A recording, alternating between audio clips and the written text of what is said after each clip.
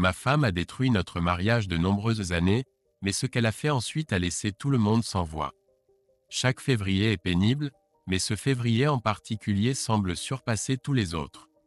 J'y pensais, assis sur le balcon de mon appartement, sirotant du café et fumant une cigarette. C'est une vilaine habitude, je le sais, et je l'ai abandonnée il y a longtemps quand l'argent était compté. Mais l'argent n'est plus vraiment un problème maintenant, et pour tout te dire, je m'en fiche un peu. Mais je ne fume pas en présence de mes enfants. Je ne veux pas qu'ils adoptent mes mauvaises habitudes, et je ne veux pas les exposer à la fumée secondaire. Mais ce week-end, ils seront avec leurs grands-parents, alors j'ai un peu de temps libre pour réfléchir. Le pire février de tous les temps a commencé avec 2 semaines où nous n'avons littéralement pas vu de soleil. Ciel gris, température autour de 20 degrés et plusieurs centimètres de neige. Tout le monde attendait avec impatience la Saint-Valentin comme si elle portait l'espoir du salut. Cette année-là, elle tombait un jeudi, et tellement de gens ont pris le lendemain de congé que les éditorialistes ont dit que nous aurions pu fermer toute la ville le 15 février. Ma femme Linda et moi avions de grands projets pour la Saint-Valentin, tout comme tout le monde. Comme tout le monde, nous nous sommes réveillés avec 2 pouces de neige fraîche tombant rapidement. En milieu d'après-midi, nous avons tous les deux été renvoyés du travail tant que nous pouvions encore rentrer chez nous. Toute la ville était fermée. Au moment où nous devions nous préparer pour une soirée en ville, toutes les routes étaient fermées à la circulation non essentielle, et nous avons enfilé des pulls confortables. Le grand rendez-vous de la Saint-Valentin, dîner et danse censés compenser les 2 semaines précédentes d'atrocités non dépensées, s'est résumé à une pizza surgelée et à un film avec les enfants. La seule danse que nous avons faite ce soir-là était celle d'Emma et Timmy, respectivement âgés de 6 et 4 ans, dans leur chambre au son des protestations de « Tu sais qu'il n'y a pas d'école demain ». Quand les enfants se sont endormis, j'ai tendu le verre de vin à Linda, soupirant en le faisant. « Désolé, chérie », ai-je dit. Ce n'était pas censé se passer comme ça. Ce n'est pas grave, Jim. Ce n'était pas de ta faute, et c'était amusant d'anticiper ce que tu avais prévu pour nous. De plus, pour ce qui est de la robe de soirée, j'en ai acheté une nouvelle, a-t-elle répondu. Que je n'ai pas encore vue, lui ai-je dit. Tu connais la règle. Tu ne la vois pas tant que tu ne me sors pas avec, a-t-elle dit en haussant les sourcils. Je la fixais, essayant d'imaginer ce qu'elle avait acheté et comment elle serait dedans.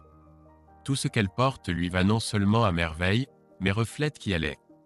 Elle a commencé à coudre ses propres vêtements au collège et le fait encore de temps en temps. Elle coud aussi beaucoup de tenues pour Emma. Quiconque a la chance de la voir habillée penserait qu'elle est la femme la plus attirante de la pièce, mais ne comprendrait pas pourquoi. Parce qu'il y avait plus belle femme là-bas. J'ai regardé la bague en diamant que je lui avais mise au doigt il y a presque 10 ans, et elle scintillait à la lueur du feu. Merci d'avoir dit oui, Linda. Je t'aime. J'ai levé mon verre. À nous. Je t'aime aussi. Voici pour nous, répondit-elle avec un sourire. Nous sommes restés silencieux un moment. Linda, je suis désolé d'avoir agi comme un ours ces derniers jours, dis-je. Toi et les enfants n'avez rien fait, et vous méritez mieux de ma part.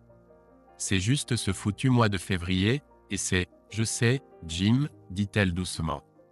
Moi aussi, je suis désolé. J'ai été tout aussi insupportable. Je pense que l'hibernation des ours est une bonne idée. Nous devrions vraiment hiberner jusqu'au printemps. Nous sommes tous sur les nerfs, même les enfants. Les gens à mon travail sont bien pires que toi, cependant. Comment ça se passe à ton travail? Pareil. Eh bien, regarde le bon côté, Jim. Nous avons l'un l'autre, nous avons nos enfants, nous avons notre maison, nous savons où nous allons manger. Oui, au Wendy's, dis-je en riant, me rappelant notre premier rendez-vous il y a si longtemps. C'était notre blague récurrente. Je l'avais rencontré à l'université. Mes parents avaient dû retirer leur soutien pour payer les factures médicales de mon père, et j'ai refusé de contracter un prêt. Donc, après avoir payé les frais de scolarité et les livres, je n'avais littéralement plus d'argent. Linda était un peu mieux lotie et avait proposé de m'offrir un verre ou d'aller à Hollande, mais je n'étais pas satisfait de cela, alors j'ai économisé pour l'emmener quelque part de sympa. Elle a dit que j'étais idiot et a affirmé que le but était de passer du temps ensemble et de mieux se connaître, et que nous pouvions le faire au Wendy's. Alors nous y sommes allés et le reste appartient à l'histoire. Nous avons depuis évolué vers un autre niveau, mais nous retournons de temps en temps au Wendy's pour le plaisir du passé. Sérieusement, dis-je, comment les gens traversent-ils des moments comme celui-ci s'ils n'ont pas d'amour? Parfois pas. Linda frissonna. Il y a quelques années, son petit ami de lycée s'était suicidé avec de l'alcool et des pilules le soir de la Saint-Valentin. Eh bien, nous voulons et nous pourrons, dis-je. J'ai posé mon verre et pris ses mains dans les miennes. Joyeuse Saint-Valentin, ma femme préférée. Joyeuse Saint-Valentin, mon mari bien-aimé. Nous nous sommes regardés dans les yeux pendant 1 minute, puis avons décidé qu'il serait vraiment temps de passer à la chambre. Nous avons fini par avoir ce que les rédacteurs pensaient être un week-end de 3 jours, grâce au fait que nous avons eu environ 2 pieds de neige au lieu des 8 pouces prévus. Tout était fermé, mais heureusement, presque personne n'était sans électricité, et beaucoup avaient des motoneiges, donc tout le monde qui devait vraiment se déplacer a pu le faire. Nos enfants, bien sûr, étaient ravis. Maman et papa étaient à la maison toute la journée, de la neige pour jouer, de la pizza à manger, des films à regarder, sans parler de l'absence d'école. Que pouvait-il vouloir de plus? Linda et moi étions très heureux de la situation. Pas besoin d'aller nulle part ni de faire quoi que ce soit, et nous pouvions profiter de notre famille à volonté. Nous n'avions pas à nous soucier de la nourriture. Linda et moi avions tous deux grandi dans ces régions, donc nous nous assurions toujours d'avoir beaucoup de nourriture et de la partager avec les autres au cas où. Emma et Timmy étaient tellement fatigués qu'ils n'ont même pas râlé avant d'aller au lit et ont dormi comme des loirs. Cela nous a bien sûr permis, à Linda et moi, de satisfaire nos cœurs d'une manière que nous devions généralement envoyer les enfants hors de la maison. Il n'y avait que quelque chose qui me semblait étrange ce week-end-là. Nous avions des centaines de films à la maison, mais les enfants n'en regardaient qu'un seul. La Reine des Neiges. Encore et encore et encore. D'accord, c'est une histoire mignonne. Il y a de bonnes chansons, mais assez. Et Linda ne pouvait toujours pas me montrer une robe et ne voulait même pas que je la regarde.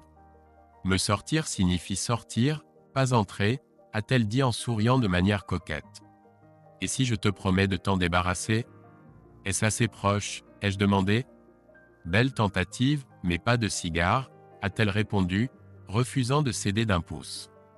Le monde réel est revenu tôt le dimanche soir lorsque les chasse-neige ont traversé notre quartier. L'école et le travail nous attendaient le lundi, et nous avons tous soupiré en faisant nos bagages. Juste avant d'aller au lit, Emma et Timmy sont entrés dans le salon, fraîchement lavés et en pyjama. La grande sœur, bien sûr, était la porte-parole, se tenant aussi droite et grande qu'elle le pouvait. Maman, papa, ce week-end était le meilleur de tous. Merci de jouer avec nous, de regarder notre film avec nous, et d'être ensemble pendant 3 jours d'affilée. Nous vous aimons. Avec ces mots, la fille de papa est montée sur mes genoux, et le garçon de maman est monté sur ceux de Linda. Après nous avoir serrés dans les bras avec les câlins de bébé les plus mignons du monde, ils ont échangé de parents et l'ont refait. J'ai regardé Linda, et ses yeux étaient aussi humides que les miens. Nous vous aimons aussi, ai-je réussi à murmurer. Nous sommes tellement heureux de vous avoir comme enfant. Cette nuit-là, Linda et moi avons fait l'amour jusqu'à ce que nous ayons l'impression de ne former qu'un seul être. Le matin, nous ne pouvions pas effacer nos sourires, et les enfants non plus. En février, cependant, la dureté de la vie quotidienne est revenue, et le week-end de 3 jours est devenu un simple souvenir. Linda et moi étions étendus l'un sur l'autre sur le canapé du salon après avoir enfin couché Emma et Timmy pour la nuit lorsque son téléphone a sonné. J'ai grogné et dit quelque chose, mais je ne me souviens pas de ce que c'était. C'est dit, je dois répondre, a-t-elle dit. Nous avions un cercle large de 5 couples avec lesquels nous nous rencontrions occasionnellement ou sortions en rendez-vous. Nous nous étions tous rencontrés en tant que couple marié, donc il n'y avait pas de moment gênant, du genre « quand tu étais célibataire ». Nous avions tous les mêmes idées sur la fidélité, c'est-à-dire qu'on le faisait, c'était non négociable. Du moins, c'est ce que je pensais à l'époque. Ainsi, quand nous sortions, nous pouvions danser avec les conjoints des autres si nous voulions de la variété, et être assurés de notre sécurité. Le couple avec lequel nous étions le plus proches était Dee et son mari, Dave. Elle et Linda étaient pratiquement les meilleurs amis pour la vie. En répondant au téléphone, Linda a fait un geste pour dire qu'elle serait brève. Je pouvais voir Linda devenir de plus en plus excitée en parlant à Dee. Elle rayonnait lorsqu'elle a fini de parler et est tombée sur mes genoux. Alors, c'était quoi? Ai-je demandé. Mon visage reflétait son sourire. Eh bien, mon cher mari, a-t-elle dit avec un sourire en coin. Je sais que tu penses que ce terrible mois de février a assez duré. C'est sûr, ai-je dit en attrapant mon verre de vin. Linda a attrapé mon poignet pour m'arrêter et a placé ma main fermement sur sa taille fine. Eh bien, nous voilà à nous lamenter que non seulement c'est le pire février de l'histoire de l'humanité, mais en plus nous devons supporter un jour supplémentaire, dit-elle. Quelque chose ne collait pas avec le sourire sur son visage, et je le lui fis remarquer. C'est parce que Dee a eu une excellente idée, dit-elle. Le jour supplémentaire d'horreur tombe un vendredi. Et si on se réunissait tous, qu'on engageait une baby-sitter pour les enfants, qu'on dînait agréablement, puis qu'on dansait dans un club sympa, et ensuite qu'on prenne une chambre d'hôtel pour la nuit.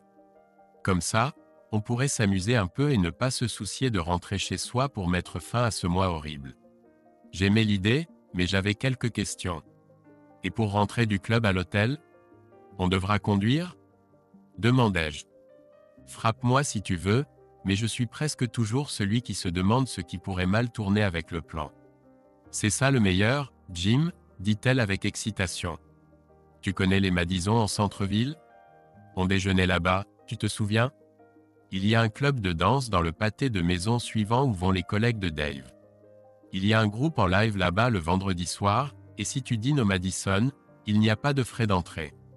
Phil et Jane ont déjà demandé à Madame Porter de garder leurs enfants pour la nuit, et ils disent qu'elles ne voient pas d'inconvénient à garder les nôtres non plus. Il faut que j'y réfléchisse, dis-je, feignant une activité cérébrale. Je ne réfléchissais pas vraiment, mais je savais que si je donnais l'impression que quelque chose me préoccupait, elle trouverait un moyen de me convaincre. Au lieu de cela, elle attrapa un coussin de canapé et me frappa sur la tête avec. « Oh, d'accord, j'y ai déjà pensé. Faisons-le. Mais il y a une condition, lui dis-je. Quelle est-elle? Linda me regarda avec méfiance. Je pris son joli visage entre mes mains et plongeai mon regard dans ses yeux bleus. Tu portes la robe que tu as achetée pour la Saint-Valentin et que je n'ai toujours pas vue, dis-je. Comme tu veux, monseigneur, dit-elle avec un sourire. Ton souhait est un ordre pour moi. Elle était bleue. La robe, je veux dire. Ne me demande pas de décrire sa couleur, car je ne peux pas.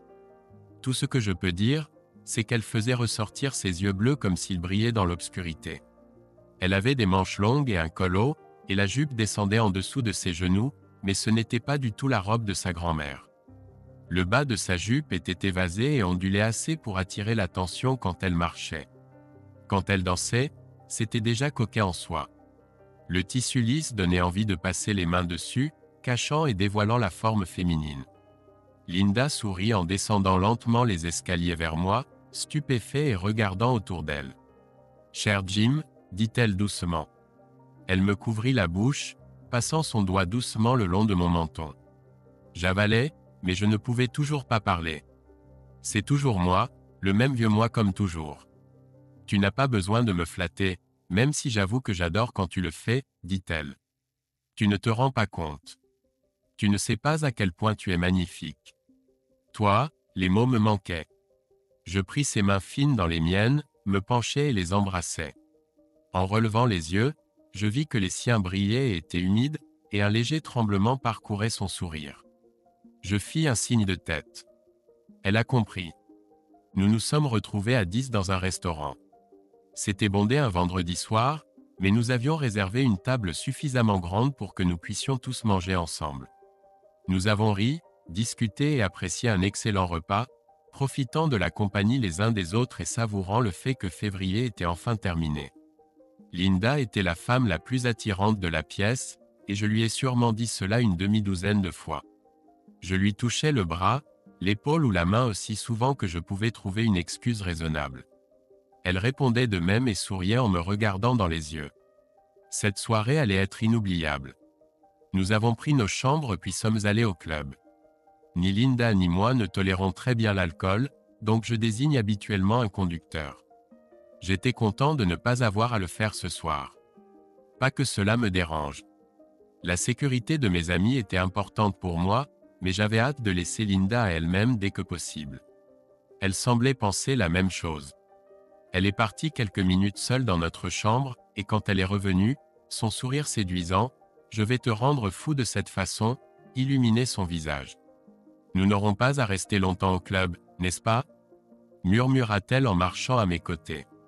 Je savais combien Linda aimait danser avec nos amis, donc elle aurait très bien pu dire « Je ne voudrais pas attendre trop longtemps avant d'être seuls ensemble, de préférence nus. » Je lui ai souri en retour. « C'est à toi de décider, ma chérie, ai-je dit. » Elle m'a légèrement tapoté le haut du bras, puis enroulé ses bras autour et s'est accrochée. Nous avions réservé une table au club pour 10 personnes et c'était une bonne chose. Il semblait que beaucoup d'autres personnes étaient occupées à oublier février, mais elles n'étaient pas trop occupées pour remarquer les 5 femmes de notre groupe. « Tu attires beaucoup l'attention, ma chérie, chuchotai-je. Tu es, comme toujours, la femme la plus attirante de la pièce. Oh, toi !» Elle leva les yeux vers moi. « Tu sais que les compliments te mèneront loin. Ni Linda ni moi ne sommes de grands danseurs, mais nous ne sommes pas non plus ridicules. Nous nous en fichions. Nous étions là pour profiter l'un de l'autre, pas pour divertir tout le monde. J'ai dansé avec l'amour de ma vie, prenant des pauses occasionnelles pour des ailes épicées et une boisson. Je me suis éloigné pour reprendre des ailes. Quand je suis revenu, Dave demandait à Linda de danser. J'ai entendu sa réponse. J'adorerais, Dave, et une autre fois, mais je veux rendre cette soirée spéciale pour Jim et moi. Ce soir, je vais danser juste avec lui, a-t-elle dit. Étais-je fier? Heureux? Tu peux le croire. J'ai étendu mes ailes et murmuré à l'oreille de Linda. Est-ce déjà l'heure de partir? Ai-je demandé. Juste après que tu aies apporté une nouvelle assiette d'ailes? À quoi penses-tu? Nous aurons tous les deux besoin d'énergie pour ce que j'ai prévu, ai-je dit en haussant un sourcil. Elle m'a regardé à nouveau et a pris ma main sous la table. Après quelques minutes, le groupe a fait une pause. Dans le silence relatif, nous avons entendu des rires forts venant d'une autre table et nous nous sommes retournés pour regarder. « Et, n'est-ce pas Marc Lavalier ?» demanda Phil en se penchant pour m'examiner. « Oui, oui », s'exclama Dee avec excitation. Marc Lavalier était le quart arrière principal des Sharks, l'équipe de football professionnel de notre ville. Contrairement à de nombreux autres joueurs de l'équipe, il vivait ici toute l'année. Il avait la réputation d'être un type vraiment sympa et était aussi connu pour ses activités sociales que pour ses exploits sur le terrain. Marc est devenu le sujet principal de conversation autour de notre table alors que les gars parlaient de ses exploits en football et que les femmes louaient ses bonnes actions et son bon caractère. Ça ne gâche rien qu'il soit beau gosse non plus, a ajouté Dee. Linda et moi savions qui il était, mais à ce moment-là, nous n'étions intéressés que l'un par l'autre.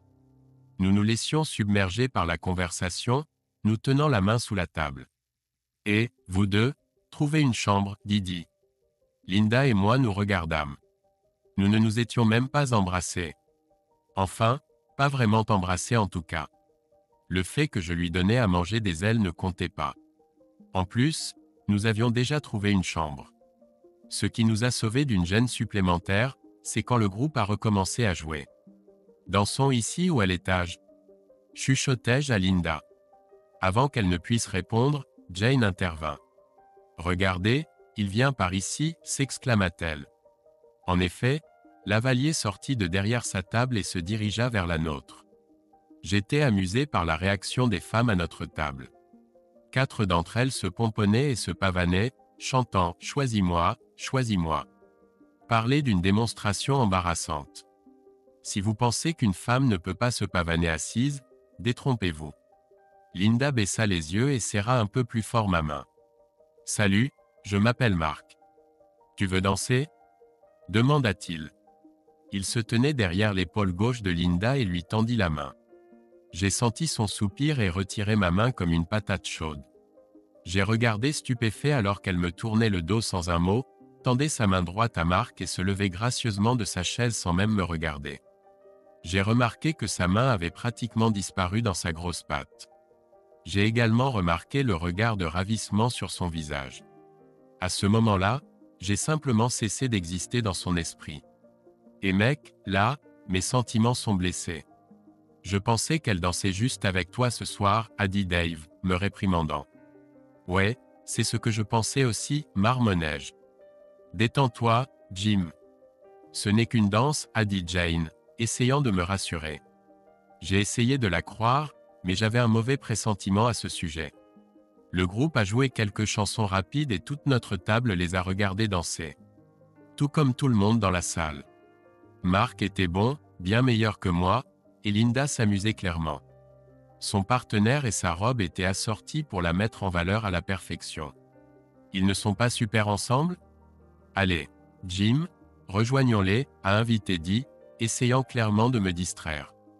Merci, mais non merci, ai-je répondu sèchement. La chanson suivante était lente. J'ai regardé Linda se fondre dans ses bras, s'intégrant parfaitement comme si elle y appartenait. Il était doué aussi. Il devait beaucoup s'entraîner, pensai-je. Mark murmura quelque chose à Linda. Elle lui sourit doucement en retour. Il ne faisait rien à quoi je pourrais raisonnablement objecter. Il n'a pas dansé plus près d'elle que je n'ai dansé avec Dee ou Jane, et ses mains sont restées en retrait. Une autre chanson lente, cette fois une ballade. J'ai vu le chef d'orchestre prendre ses repères, observant ma femme et son nouveau partenaire. Mark souriait en la tenant dans ses bras. Il était clairement satisfait de ce qui se passait.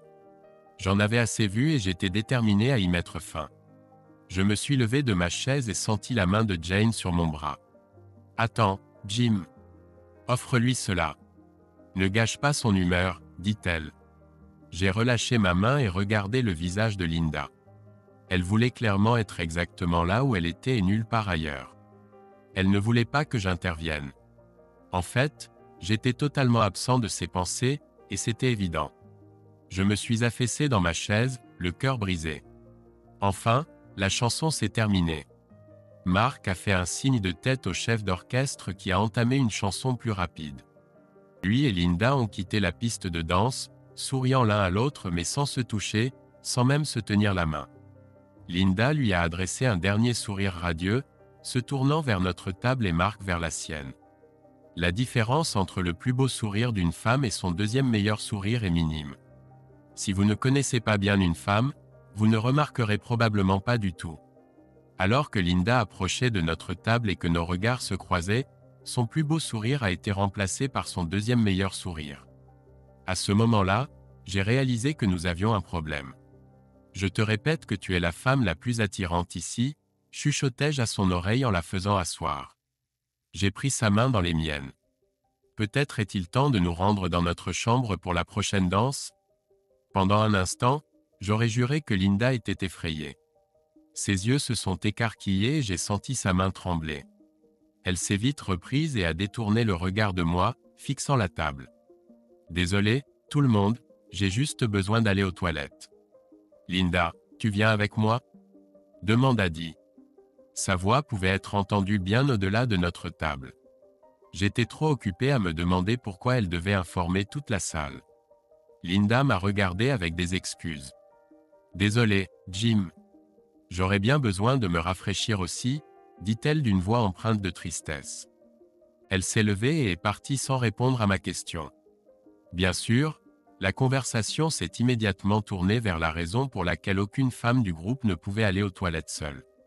Je commençais à me demander pourquoi mes amis s'efforçaient tant de maintenir la conversation sur ce sujet quand Dee est revenue.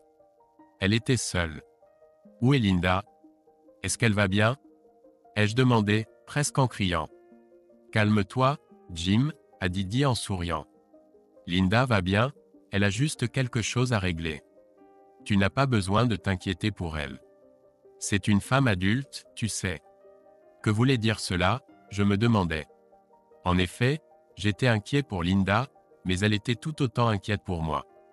J'ai supporté cette intimidation pendant environ 5 minutes et quand Linda n'est jamais revenue, j'en ai eu assez. Je me suis levé et me suis dirigé vers le bar, prenant une assiette vide avec moi comme excuse, et je me suis approché d'une des serveuses.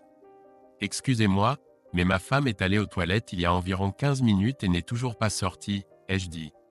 Elle ne reste jamais aussi longtemps. Pourrais-tu y aller ou envoyer quelqu'un pour vérifier si elle va bien? Le barman m'a lancé un regard interrogatif. La assiette dans ma main m'a donné une idée. Les ailes sont délicieuses et elle adore la nourriture épicée, mais de temps en temps elle a une réaction. Vraiment, je veux juste savoir si elle va bien. Elle s'appelle Linda. Tiens, laisse-moi te montrer une photo d'elle, ai-je dit.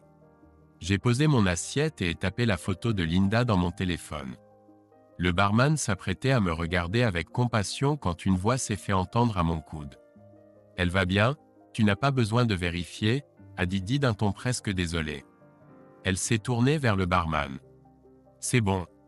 Je m'en occupe, a-t-elle dit en posant un billet de 5 $ sur le comptoir. Je me demandais pourquoi le barman me regardait avec compassion en glissant le billet dans sa poche. Quoi? Pourquoi est-elle entrée là-dedans avec toi? Parce que tu le lui as demandé? J'étais complètement perdu. Jim, elle n'est pas aux toilettes. Elle a quitté le club, a Didi. J'avais l'impression de recevoir un coup de poing dans l'estomac. Partie? Sans moi? Pourquoi? Qu'est-ce qui ne va pas? Pourquoi ne m'a-t-elle rien dit? Où est-elle partie? Est-ce qu'elle va bien? Ai-je demandé. Je ne comprenais toujours pas. Allons au bout du bar où nous pourrons avoir un peu d'intimité, a Didi. Je me suis laissé entraîner par Didi. Il était plus calme dans le coin sombre au bout du bar. Elle m'a regardé dans les yeux. Jim, Linda t'aime. Elle vous aime, toi et les enfants, plus que tout au monde, et elle le fera toujours, et tu le sais. Mais elle va passer la nuit avec Mark, a-t-elle dit. Je suis resté là, la bouche ouverte, fixant la stupidité, comme si mon monde entier s'était écroulé. Des images, ou ce qu'il en restait, tourbillonnaient frénétiquement dans ma tête. Linda en haut des escaliers dans sa belle robe bleue. Linda au dîner. Linda au club. Linda alors que nous nous nourrissions mutuellement d'elle. Linda dans les bras de l'abruti. Ma Linda. La mère de nos enfants. L'amour de ma vie. Ma colère grandissait. Alors, pour ce qui aurait dû être une soirée spéciale pour nous, elle me largue pour un abruti de sportif, grognai-je en regardant Dee. Jim, elle ne t'a pas quitté. Elle viendra chez toi demain, et vous passerez encore de nombreuses soirées spéciales ensemble, a-t-elle dit. Qu'est-ce que cette femme fume, me demandai-je. Elle n'a même pas eu le courage de me dire en face qu'elle me quittait. Elle s'est juste éclipsée par la porte de derrière comme un serpent, ai-je dit. Et tu l'as aidée. Jim, écoute-moi. Elle ne t'a pas quitté, a commencé Dee. Eh bien, si elle ne m'a pas quitté, alors où diable est-elle? Elle n'est certainement pas avec moi maintenant, n'est-ce pas? Ai-je parlé de plus en plus fort, et je me fichais de qui m'entendait. S'il te plaît, calme-toi, les gens te regardent. Regarde, je sais que tu souffres, mais c'est juste pour aujourd'hui. Linda sait, nous savons tous, que tu es l'homme de sa vie et le seras toujours. Tu es un bon gars, a Didi d'un ton condescendant. Ouais, et on sait tous où finit un bon gars, n'est-ce pas? Ai-je dit entre mes dents serrées. Jim, ce n'est pas comme ça. Tu accordes trop d'importance à tout ça. Ce n'est que pour ce soir, et demain elle reviendra vers toi et tout redeviendra comme avant, a-t-elle dit. J'ai reniflé. Si elle croit vraiment à ces conneries, rien ne changera quoi que je dise de toute façon. Tu ne comprends pas. Il n'y a pas de lendemain. Alors dis-moi, mon ami, quel était ton rôle dans tout ça? Tu n'avais pas vraiment besoin d'aller aux toilettes, n'est-ce pas? Ma femme t'a donné le signal, n'est-ce pas? Elle t'a dit de me retenir et de rester en dehors du chemin pour qu'elle et Zoran puissent s'échapper à temps. Dee hocha la tête, gênée. Oui, elle m'a demandé de le faire car elle ne voulait pas que tu te ridiculises en faisant un scandale alors que Mark est là. Elle m'a aussi demandé de m'assurer que tu te souviennes qu'elle t'aime et qu'elle rentrera toujours à la maison pour toi, a-t-elle dit. Oui, je me souviendrai combien elle m'aime ce soir et pour longtemps, pensai-je. Je sentais ma colère monter et mon visage rougir. Plutôt qu'elle ne voulait pas que je l'humilie en la laissant pour passer la nuit avec un abruti, dis-je. Je suppose que ça ne t'a pas traversé l'esprit, ma chère, de lui rappeler qu'elle a un mari et un mariage et qu'elle pourrait les perdre à cause de ça? Dee me regarda dans les yeux. Non, ce n'est pas ça, dit Dee, car je sais qu'elle ne te perdra pas à cause de ça. Tu es trop bon pour laisser cela arriver. Je lui ai dit à quel point elle avait de la chance. Elle avait de la chance car l'homme que toutes les femmes de cette pièce voulaient la voulait. Mais elle est encore plus chanceuse d'avoir un mari qui l'aime assez pour passer outre sa rancœur et ne pas en faire plus toute une histoire qu'il ne le faudrait.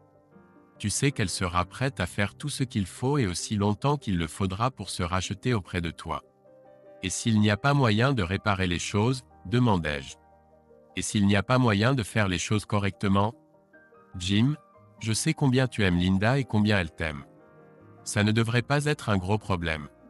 Ce n'est qu'une nuit, une expérience ponctuelle comparée à toutes les années et tout l'amour que vous avez l'un pour l'autre. Ce n'est pas grave à moins que tu ne le prennes ainsi. Je sais que ça rentrera chez toi et je sais que tu iras bien à la fin, dit-elle.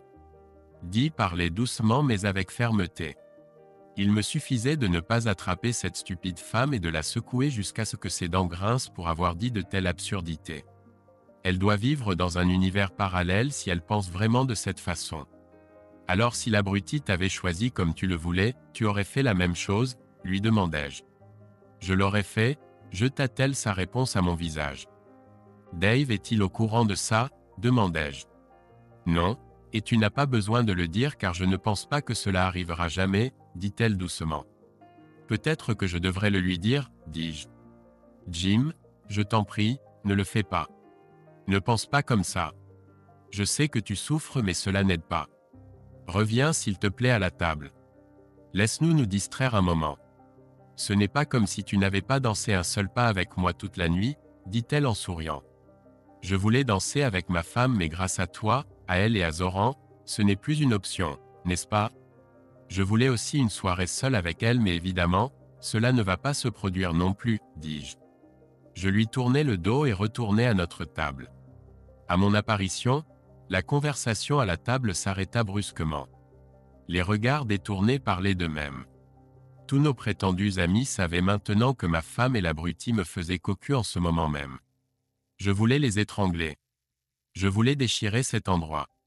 Je voulais trouver l'abruti et lui donner un coup de pied dans les parties d'ici la semaine prochaine. Jim, ça va aller? Demanda Dave avec hésitation, en aidant Dee à s'asseoir. Je voulais lui dire ce que Dee avait dit et lui demander s'il allait bien, mais je n'arrivais pas à prononcer les mots. J'imagine que je n'ai pas encore cessé d'être un mec bien. Oh oui, je vais devoir travailler là-dessus. Tout dépend de ce que tu entends par bien, dis-je. Quelques rires nerveux éclatèrent. Je veux dire, ouais, c'était une chose minable à faire, mais tu vas passer au-dessus, non? Tu ne vas pas divorcer de Linda pour ça, si? Demanda Dave. Je ne vois pas pourquoi pas, répondis-je froidement. Il y eut un soupir collectif à table. Pourquoi êtes-vous tous surpris? Demandai-je. Nous savons tous ce que nous pensons de l'infidélité, une fois et c'est fini. Nous avons compris ça il y a longtemps. Mais Jim, c'est Marc Lavallière, intervint Dee, et alors? Je me fiche de qui l'amuse. Si ce n'est pas moi, c'est tout, dis-je en colère. Je regardai Dave. Que dirais-tu si Dee sortait avec l'abruti pour la nuit? Tu serais d'accord avec ça? Il rougit un instant, puis regarda sa femme, occupée à étudier une tache sur le sol. Jim, et tes enfants? Nous savons tous combien tu les aimes et combien ils ont besoin de toi. Pense à eux avant de faire quoi que ce soit, dit Jane. Ses enfants avaient à peu près le même âge que les miens et étaient les meilleurs amis. Tu veux dire que ma femme pense à eux en ce moment? Demandai-je. Eh bien, c'est pour ça que tu as engagé une nounou, pour ne pas avoir à penser à tes enfants, dit Dee. Je pensais qu'elle voulait dire quelque chose de drôle, mais ça sortit comme prévu. Allez, Jim, ce n'est qu'une nuit. Elle n'aura jamais une opportunité comme celle-ci à nouveau. Tu ne divorcerais pas de Linda pour une nuit, ajouta-t-elle. Pourquoi pas? La fixai-je. Un silence gênant s'ensuivit. Jim, essaie de voir les choses d'un autre point de vue. Peut-être que ça t'aidera, dit Jane, essayant de paraître compatissante. Et si le mannequin en maillot de bain de la couverture de Sport Illustrated était ici ce soir? Disons qu'elle t'a choisi parmi tout le monde ici pour danser avec toi, puis t'a proposé de passer la nuit avec toi. Peux-tu honnêtement dire que tu n'aurais pas été tenté? Peux-tu honnêtement dire que tu l'aurais refusé? Le regard suppliant dans ses yeux bruns chaleureux la faisait ressembler à un chiot affectueux et lui obtenait généralement ce qu'elle voulait. Mais cela n'allait pas se produire. Pas aujourd'hui. Je me levai et regardai Jane. Oui, je pourrais être tenté, mais je dirais non, dis-je fermement. Tu vois, j'ai une femme et je ne veux pas lui faire de mal. Du moins jusqu'à ce soir, c'est ce que j'aurais fait. Un silence assourdissant s'ensuivit à nouveau. Je regardais autour de moi tous mes anciens amis et ils étaient tous du côté de ma femme infidèle. À ce moment-là, j'espérais sincèrement ne jamais les revoir. Un videur plutôt grand et musclé s'approcha de notre table. « Vous avez des ennuis, les gars » demanda-t-il d'une voix grave et baritonale. « Oui, il y en a, et de taille, dis-je. » J'ai sorti un billet de 20 $ et l'ai jeté sur la table. « Ne vous inquiétez pas, je m'en vais, dis-je en levant une main. Il hocha la tête pendant que je me tournais vers les autres. Cela paiera ma note. Vous couvrez tous pour la fille avec qui je suis venu. Autant payer aussi sa note. Je me retournai et sortis du club. En marchant sur le pâté de maison et demi jusqu'à l'hôtel, ma colère s'apaisa un peu. Elle fut remplacée par la tristesse la plus profonde que j'ai jamais connue. Linda et moi étions censés faire cette promenade ensemble, main dans la main, discutant avec nos amis de ce qu'ils allaient faire une fois dans leur chambre, et eux à leur tour parleraient de nous. Elle devait tenir ma main comme avant et presser son visage contre la manche de mon manteau lorsque la conversation devenait trop explicite. Au lieu de cela, j'étais seul. Seul, je pris l'ascenseur, essayant de ne pas me rappeler ce que Linda et moi avions fait dans les ascenseurs d'autres hôtels. Seul, j'entrai dans la chambre qui devait être notre suite. Seul, je fis face aux décombres de notre soirée spéciale. Seul, je regardais vers l'avenir, ne sachant pas ce qui pourrait arriver. J'allumai la lumière et refermai la porte derrière moi. Soudain, je me sentis étrangement fatigué. Je jetai mon manteau d'hiver par terre et me dirigeai péniblement vers la chambre. Il y avait une barre de chocolat Godiva sur chaque oreiller. Au milieu du lit se trouvaient des sous-vêtements que je n'avais jamais vus auparavant. Dans mon esprit, je pouvais la voir les enfiler, avec ce mélange d'amour et de sensualité dans ses yeux qui n'appartenaient qu'à elle et qui n'étaient qu'à moi jusqu'à ce soir.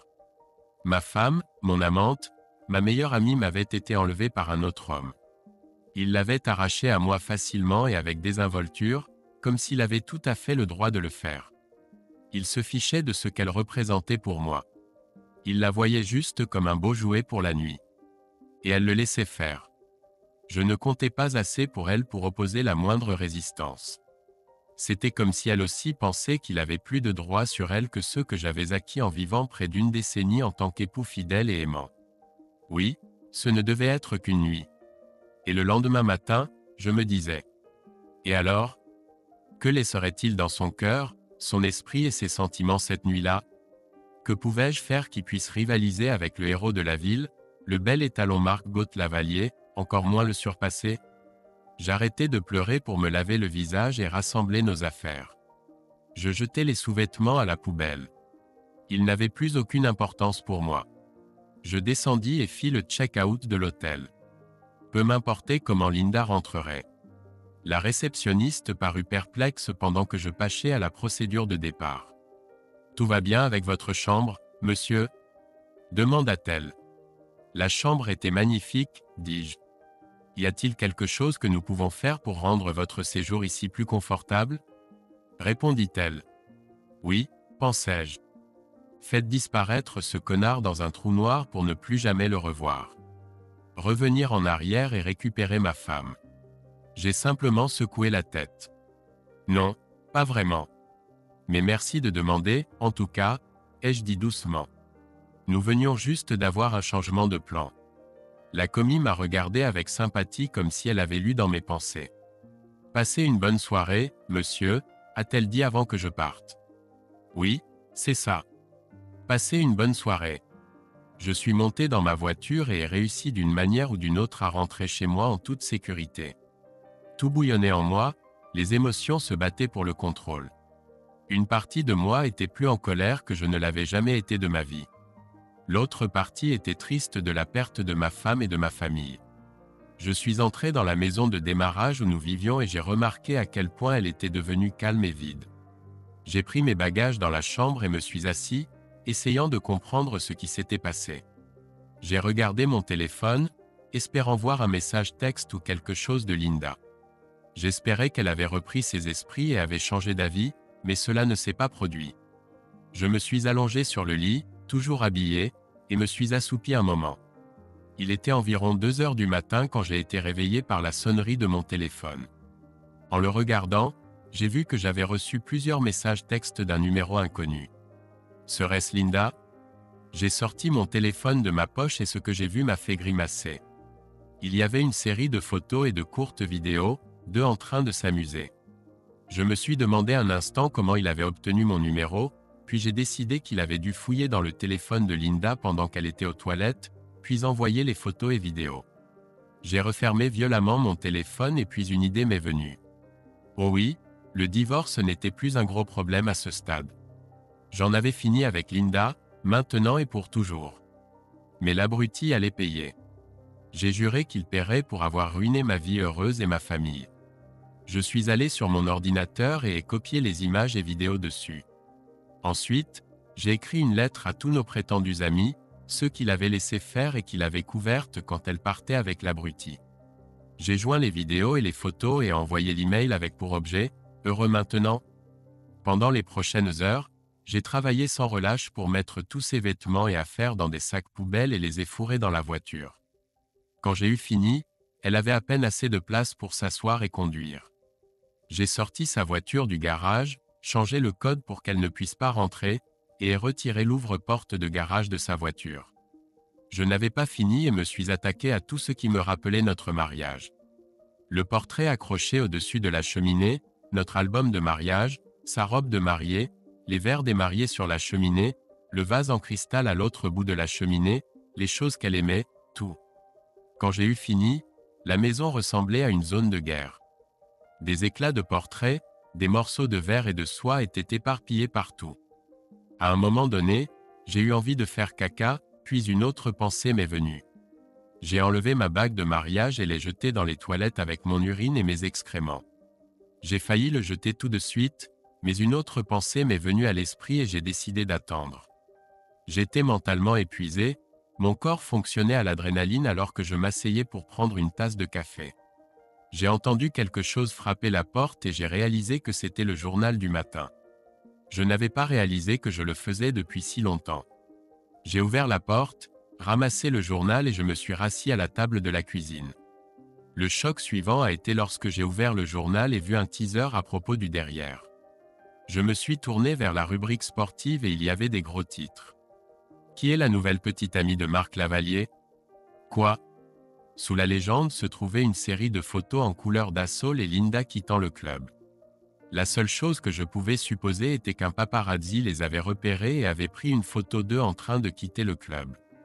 Linda s'accrochait à son bras, comme elle le faisait habituellement avec moi, et le regardait avec adoration. Tout comme elle m'avait regardé autrefois. Une des photos les montrait en train de s'embrasser avant qu'elle ne monte nonchalamment dans sa Jaguar. Mon humiliation était totale. Maintenant, toute la fichue ville est au courant. J'ai lu l'article, mais il était plein de généralités et de spéculations. Apparemment, personne n'avait encore parlé à aucun d'entre eux. Je suis allé sur le site web du journal, où j'ai trouvé une version en ligne qui contenait non seulement des photos, mais aussi des vidéos.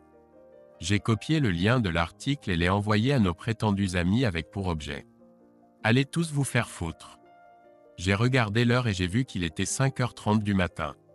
Je savais que la mère de Linda était déjà debout et préparait le petit déjeuner pour son mari car il se levait tôt, alors j'ai appelé. « Salut », a-t-elle répondu. « Tout va bien ?»« Non, maman, ça ne va pas », ai-je dit. Nous nous entendions bien, et je les appelais toujours maman et papa. « Qu'est-ce qui ne va pas, mon chéri ?» a-t-elle demandé. « Est-ce les enfants ?»« Non, » ai-je dit. « As-tu vu le journal du matin ?»« Pas encore, » a-t-elle dit. Alfred aime le lire en prenant son café. « Pourquoi ?» Il pourrait vouloir éviter la rubrique sportive, ai-je dit. Il y a un article sur Marc Lavalier qu'il pourrait ne pas aimer. Alfred ne pense que du bien de lui, dit la mère de Linda. Peut-être pas quand il verra ça, ai-je dit.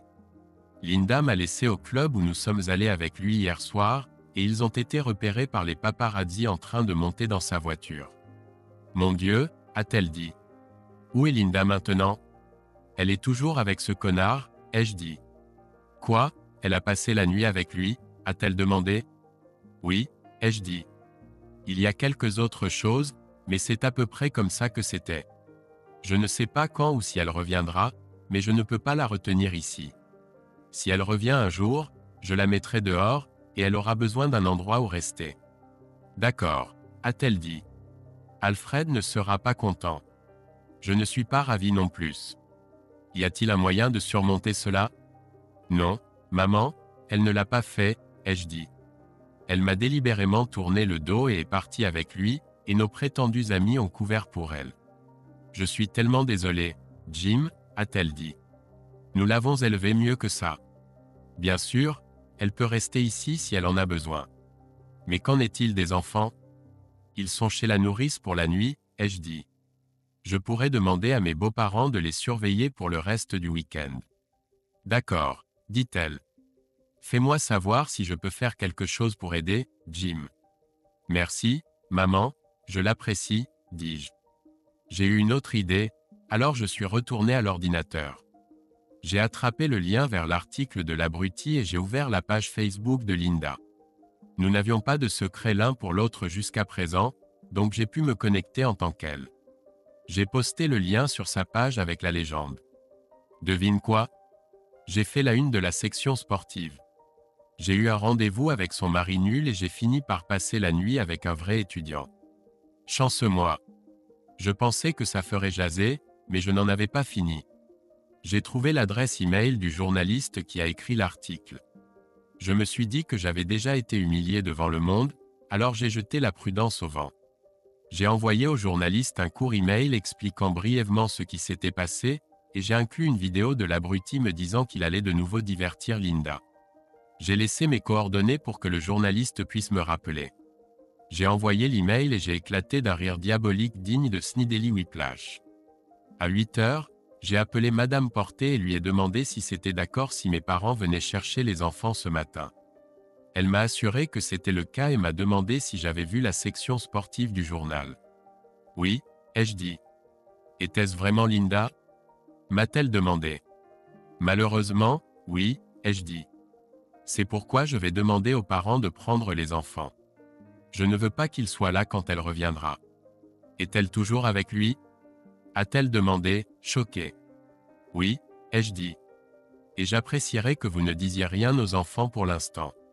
Je comprends, a-t-elle dit. Je suis désolé, Jim. Tu ne mérites pas ça. Merci, ai-je dit et j'ai raccroché. Le prochain appel était pour ma mère. Jim, tout va bien? A-t-elle demandé en décrochant le téléphone. Ton père vient de lire le journal et il devrait être en train de nouer sa cravate en ce moment. Est-ce vraiment Linda? Oui, c'est ça, maman, ai-je dit. Elle n'est toujours pas rentrée.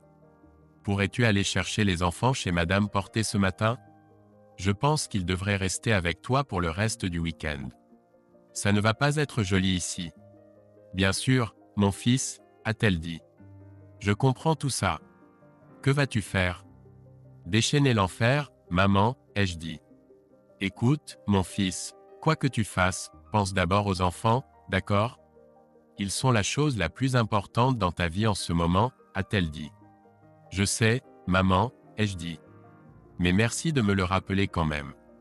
Et merci de les récupérer et de me laisser rester chez toi. Nous avons fini de parler et j'ai attrapé une tasse de café. J'avais envie de fumer une cigarette, mais j'ai combattu l'envie et j'ai continué à marcher. Vers 9h30, mon téléphone portable a sonné. J'ai vu que c'était D et j'ai répondu. Quoi? Ai-je rugi. Jim, c'est juste moi, D, a-t-elle dit. Je sais que c'est toi, ai-je dit. Que diable veux-tu? Jim, j'ai vu le journal de ce matin et je voulais m'excuser. Je n'avais aucune idée que ça serait si grave, a-t-elle dit. Que diable pensais-tu qu'il allait se passer, ai-je demandé. Ma femme est partie avec un joueur de football étoile, un héros connu dans la communauté après une nuit de danse. Bien sûr, tu savais que quelqu'un le suivrait. Et d'ailleurs, c'est bien pire que ça, ai-je ajouté. Que veux-tu dire? Demanda-t-elle. Tu devras attendre pour voir.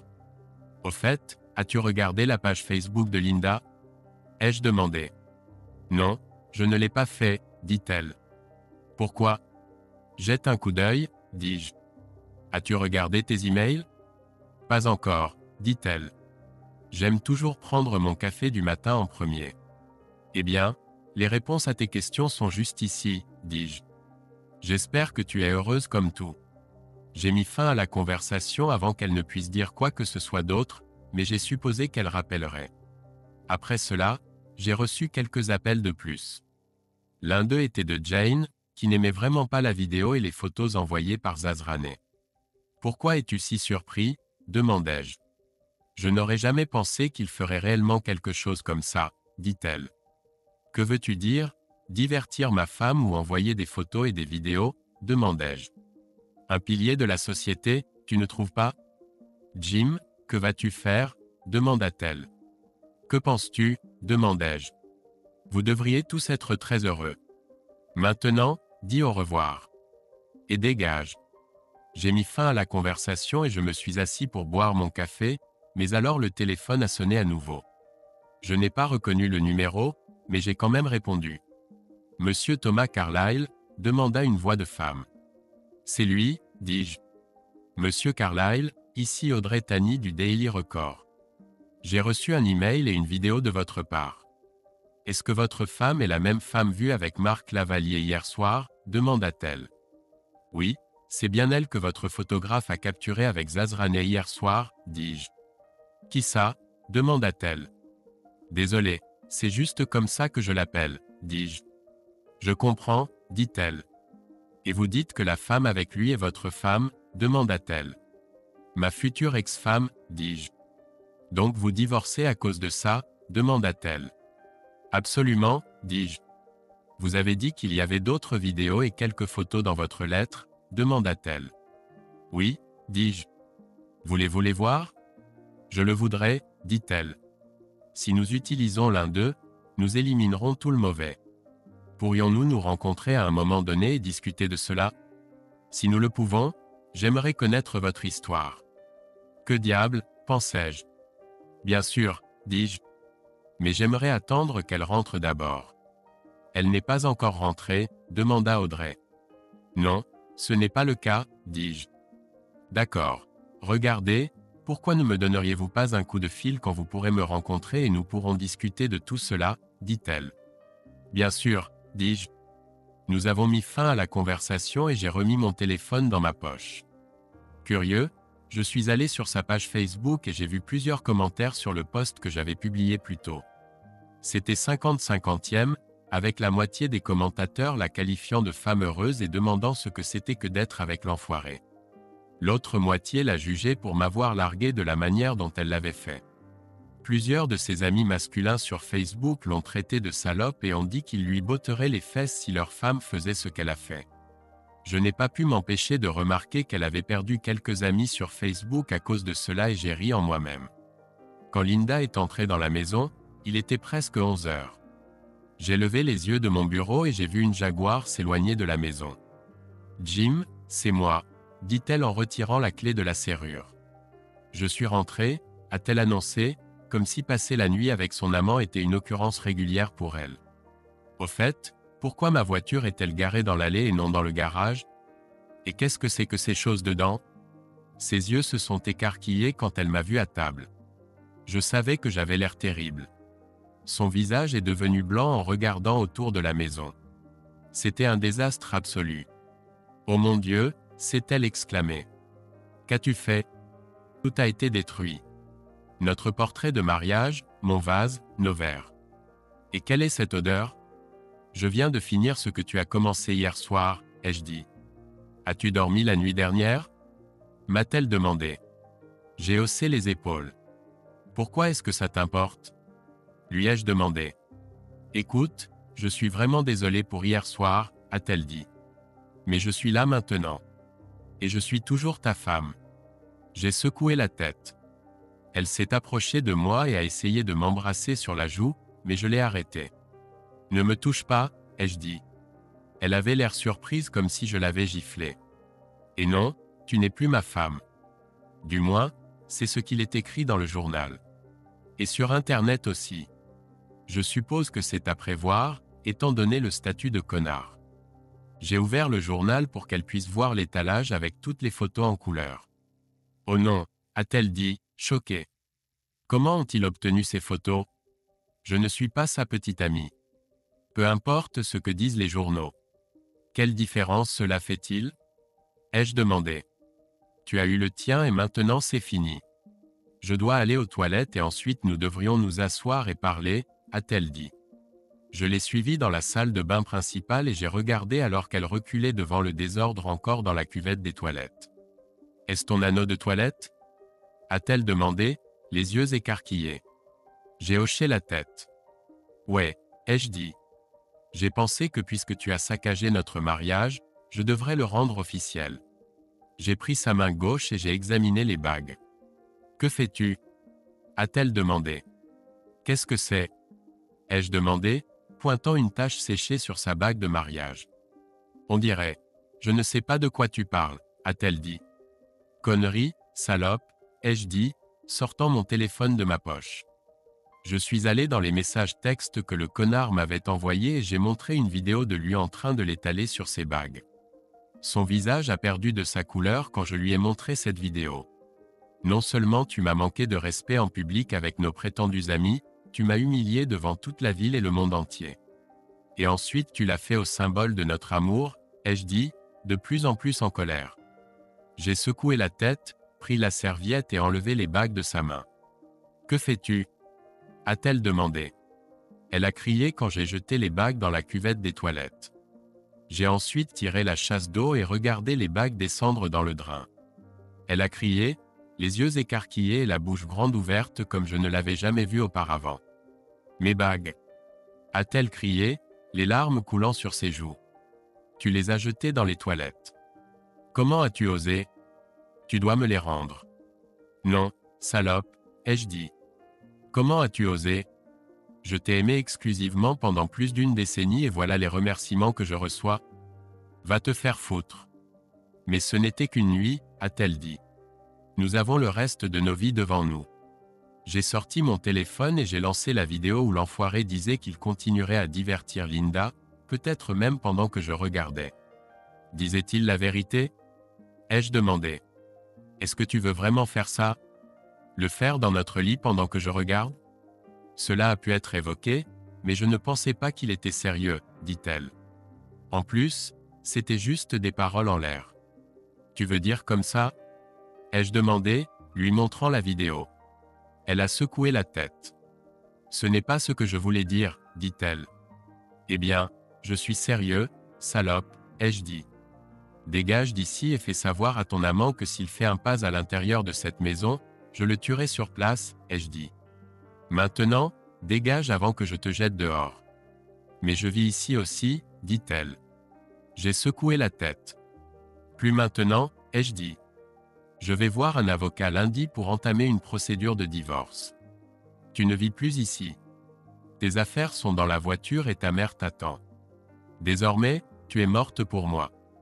Tu comprends? Je ne veux plus jamais voir ton visage tant que je vivrai. Maintenant, sors. Sors. Et les enfants? S'est-elle écriée. Et eux? Ai-je demandé. Tu ne t'es pas soucié d'eux ni de moi quand tu es parti avec l'enfoiré. Ce n'est pas vrai. Et arrête de l'appeler comme ça, s'il te plaît, dit-elle. Va te faire foutre, ai-je dit. Oh attends, il l'a déjà fait. Tout homme qui peut juste arriver et prendre une femme sans réfléchir est juste un enfoiré à mon avis. Il savait que tu étais marié et tu n'es pas la première personne à qui il a fait ça. Tu ne l'as même pas regardé quand il t'a prise et maintenant tu le défends contre moi. Tu as eu ce que tu voulais. Maintenant, sors, salope. Sors juste de mon champ de vision. Tu me dégoûtes, a-t-elle reculé, des larmes brûlantes coulant sur son visage. Dégage. Elle a bondi quand j'ai crié et est descendue en courant les escaliers, pleurant et hurlant. Je l'ai suivie en bas et j'ai attrapé son sac à main avant qu'elle n'arrive jusqu'à lui. J'ai sorti ses clés, enlevé sa clé de maison, remis les clés et lui ai jeté son sac à main. S'il te plaît, ne fais pas ça, a-t-elle gémi dans le salon. Je me ferai pardonner. Ne me laisse pas comme ça. Je t'en prie. Je n'ai jamais voulu te faire du mal. Je t'aime. Je n'avais jamais vu autant de douleur sur le visage d'une femme auparavant, mais à ce moment-là, je me fichais simplement de ses sentiments. J'ai montré la porte. C'est dommage car maintenant je te déteste profondément. Maintenant, pour la dernière fois, sors, ai-je dit. Tremblante et en pleurs, elle s'est retournée et est sortie de la maison. Je l'ai regardée monter dans sa voiture et s'éloigner, essuyant les larmes de son visage. Après cette confrontation, je me suis effondré sur le canapé, complètement épuisé, et je me suis endormi instantanément. Après m'être réveillé dans l'après-midi, j'ai pu monter prendre une douche chaude. Il s'était passé tellement de choses au cours des dernières 24 heures. En si peu de temps, j'étais passé d'un homme marié heureux avec 2 merveilleux enfants à... Quoi exactement? Je me suis habillé et j'ai regardé l'heure. J'ai décidé d'appeler Audrey. Ça m'a surpris qu'elle réponde dès le premier appel. Audrey, c'est Jim Carlyle, ai-je dit. Bonjour, monsieur Carlyle, a-t-elle dit. Tu parles un peu mieux. Eh bien, j'ai pu dormir un peu, donc je me sens plus reposé. Est-ce trop tard pour te rencontrer cet après-midi, ai-je demandé. Pas du tout, a-t-elle dit. Le travail d'un journaliste ne finit jamais, tu sais. J'ai souri. Écoute, l'heure du dîner approche. Ça te dérangerait de me rencontrer quelque part? Peut-être un endroit calme où l'on puisse discuter? Pas du tout, ai-je dit. Qu'est-ce qui te conviendrait? Eh bien, il y a un nouveau restaurant près du centre commercial appelé Sherry's. Ça te conviendrait? J'y suis allé et c'est assez calme. On pourra discuter sans être dérangé, a-t-elle dit. Oui, je connais l'endroit, ai-je dit. Je te retrouverai là-bas. Nous avons fini de parler et j'ai passé un autre appel à ma mère. Je voulais parler aux enfants pour m'assurer qu'ils allaient bien. Ils étaient occupés à regarder La Reine des Neiges encore une fois mais ont interrompu le film pour parler. Où est maman? A demandé Emma. Elle reste avec sa mère pour le moment, ai-je dit. Pourquoi ne reste-t-elle pas à la maison avec toi? A-t-elle demandé. Nous réglons quelques problèmes, ai-je dit. C'est bon? Je suis sûr que tu la verras bientôt. Écoute, je dois rencontrer quelqu'un mais je t'appellerai plus tard, d'accord? D'accord, papa, a-t-elle dit. Au revoir. Mon cœur se brisait. Linda et l'enfoiré avaient non seulement ruiné mon mariage, mais aussi la vie de mes enfants et pour cela je ne leur pardonnerai jamais. Soupirant, j'ai quitté la maison et je me suis rendu chez Sherry's. Quand je suis arrivé, on m'a conduit à une table dans un coin où une jeune jolie brune était assise avec un ordinateur portable ouvert. Elle a levé les yeux quand je me suis approché, s'est levée et s'est présentée. Nous avons passé commande et la serveuse s'est éloignée de la table. Monsieur Carlyle, a-t-elle dit. Enchanté de vous rencontrer. C'est un plaisir de vous rencontrer, mademoiselle Tani, ai-je dit. S'il vous plaît, appelez-moi Jim.